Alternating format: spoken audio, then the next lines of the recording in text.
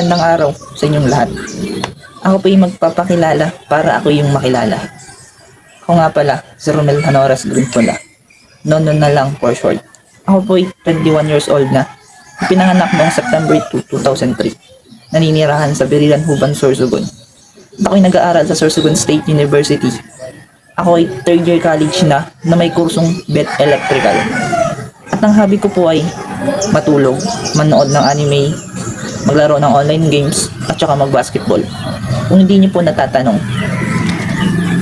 ako po'y mahiyain, at saka ako po'y pwede niyong malapitan.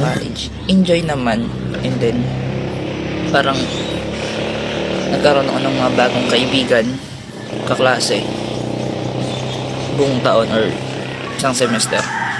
At bakit ko nga ba napili ang course na BT Electrical? Kasi bata pa ako, mahilig na akong kumalikot. Parang nakasanayan ko na dahil sa pagtataka kung bakit ba nagkaroon ng kuryente or bakit ba napapagana ng kuryente, mga bagay-bagay. And bakit nga ba mahalaga ang kuryente?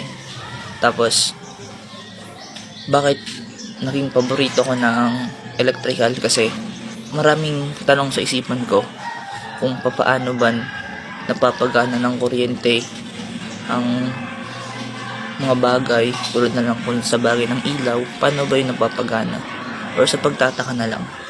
At ang mga bagay naman na nagustuhan ko sa pagiging isang electrical ay yung paggawa ng splicing, tapos at mga installation, kasi gusto ko pang matuto.